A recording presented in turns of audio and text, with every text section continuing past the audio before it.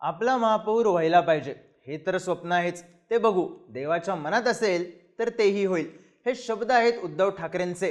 कधीचे तर मुंबई महानगरपालिकेच्या निकालानंतर दुसऱ्याच दिवशी मातोश्रीवर कार्यकर्त्यांशी बोलताना उद्धव ठाकरेंनी देवाच्या मनात असेल तर आपला महापौर होईल असं विधान केलं. आणि त्याच वेळी शेजारी उभे असलेले आदित्य ठाकरे अनिल परबांच्या कानात काहीतरी बोलले. चर्चा सुरू झाली मुंबईत ठाकरेंचा महापौर बसायचे चान्सेस किती या शक्यतेची. मग उद्धव ठाकरेंनी शिवसेना भवनात पत्रकार परिषद घेतली आणि त्याही वेळी बोलताना त्यांनी एक उल्लेख पुन्हा केला. मुंबईत आमचा महापौर व्हावा अशी आमची इच्छा होतीच, अजूनही आहे. साहजिकच त्याच चर्चा पुन्हा सुरू झाल्या. मुंबईत ठाकरेंचा महापौर बसायचे चान्सेस किती त्याच प्रश्नाचं उत्तर देणारी, ठाकरेंच्या स्टेटमेंट मागचं गणित सांगणारी ही स्टोरी. नमस्कार, मी चिन्मय आणि तुम्ही पाहताय बोलभिडू. शिवसेना कागदावर संपवली असेल पण जमिनीवरती संपू शकत नाही असं म्हणत उद्धव ठाकरे यांनी भाजप आणि एकनाथ शिंदेंना लक्ष केलं. पण त्यानंतर त्यांचं वाक्य होतं, आपला महापौर व्हायला पाहिजे हे तर स्वप्न आहेच, देवाच्या मनात असेल तर तेही होईल.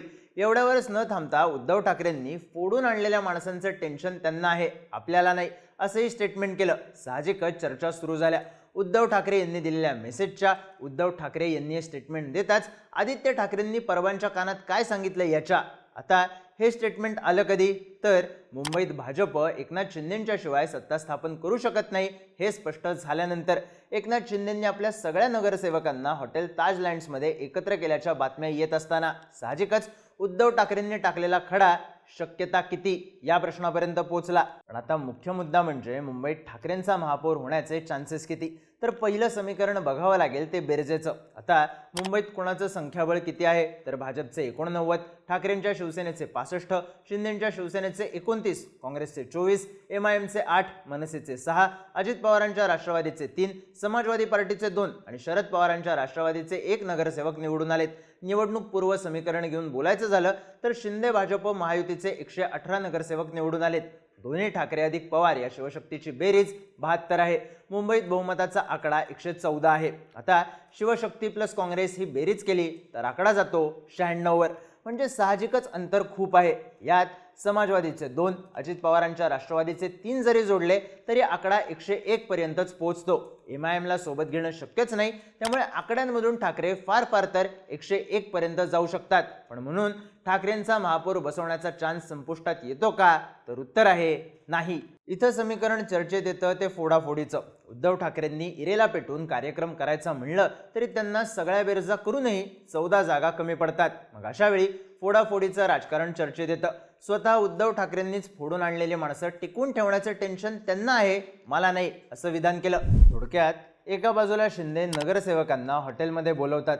हे नगरसेवक 3 दिवस हॉटेलमध्येच मुक्कामी राहतील असं सांगण्यात येतं. दुसऱ्या बाजूला ठाकरे माणसं टिकून ठेवण्याबद्दल विधान करतात. साहजिकच प्रश्न येतो, ठाकरे नगरसेवक फोडणार का आणि आता जे सत्तेत बसणार आहेत ते नगरसेवक का फुटतील. मुळात शिंदेंनी शिवसेनेत फूट पडल्यानंतरच ठाकरेंचे बरेच नगरसेवक गळाला लावले होते.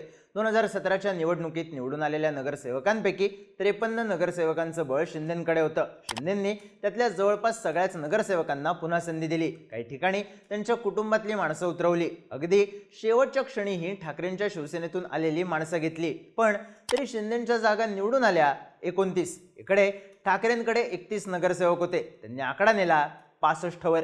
आता शिंदेंच्या 29 नगरसेवकांमध्ये कित्येक नगरसेवक असे आहेत जे एकसंध शिवसेना असताना ठाकरेंच्या नेतृत्वात नगरसेवक झाले होते.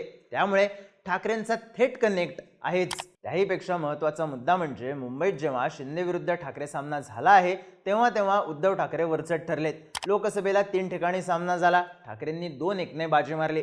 विधानसभेला ठाकरेंचे मुंबईत 10 आमदार निवडून आले, शिंदेंचे फक्त 6. त्यामुळे मुंबईत ठाकरेच वरचढ आहेत हे वेळोवेळी दिसून आलंय. त्यात आता ठाकरेंबद्दल तयार झालेली वातावरण निर्मिती, उद्धव ठाकरेंनी हातात सत्ता, सोबत माणसं नसताना खेचून आणलेल्या जागा, यामुळे भविष्याचा विचार करून ठाकरेंच्या गळाला शिंदेंचे नगरसेवक लागू शकतात. कारण सत्तेचं पाठबळ प्लस ठाकरेंचं वातावरण हा फॅक्टर भविष्यातली बेरीज लावणारा ठरू शकतो. त्यामुळेच ठाकरेंचं माणसं सांभाळण्याबद्दलचं स्टेटमेंट आणि शिंदेंचे नगरसेवक हॉटेलला मुक्कामी राहणं या गोष्टी ठाकरेंचा महापौर बनवायचा चान्स तयार करतात. आणि असा चान्स अशक्य नाही हे 4 वर्ष आधी शिवसेनेच्याच आमदारांनी दाखवून दिलंय.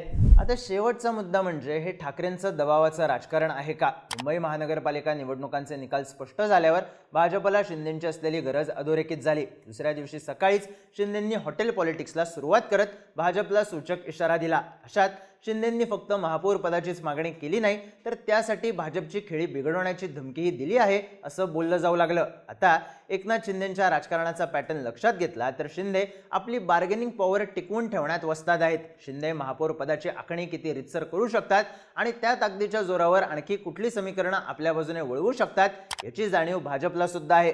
मग अशा वेळी शिंदेंवर दबाव टाकायचा असेल तर भाजपला आपला पर्याय खुला आहे किंवा त्या चाचपणीसाठी आपण रेडी आहोत हा दबाव तयार करायला ठाकरेंनी सुरुवात केली आहे. उद्धव ठाकरेंच्या स्टेटमेंटनंतर लगेचच आदित्य ठाकरेंनी परबांच्या कानात काहीतरी सांगणं हे याच चर्चांबद्दल होतं का असा प्रश्न लगेचच चर्चेत आला. त्यामुळे मुंबईत शिंदेंचा महापौर नको असेल तर ठाकरे फक्त शिंदेंवर दबाव टाकण्यासाठी आपला महापौर देवाच्या मनात असेल तर होईल असं म्हणतायत का?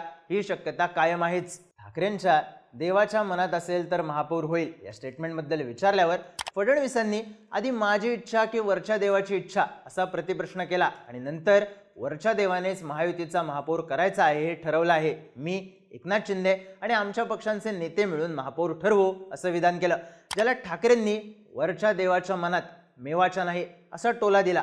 पण या टोलवा टोलवीच्या नादात ठाकरेंनी महापौर पदाच्या लक्ष्यावर आपला बाण मारला आहे. फक्त हा बाण लक्ष्यापर्यंत पोहोचवायला कुठल्या अनपेक्षित बेरजा कामी येतात यावर ठरेल ठाकरेंचा महापौर होण्याचे चान्सेस किती आहेत. तुम्हाला काय वाटतं? ठाकरे मुंबईत आपला महापौर बसवण्यासाठी चाल करतील का आणि केलीच तर ती यशस्वी ठरेल का? तुमची मतं आणि प्रतिक्रिया कमेंट करून नक्की सांगा आणि माहितीपूर्ण व्हिडिओज पाहण्यासाठी बोलबिडूच्या YouTube चॅनलला सबस्क्राईब करायला विसरू नका.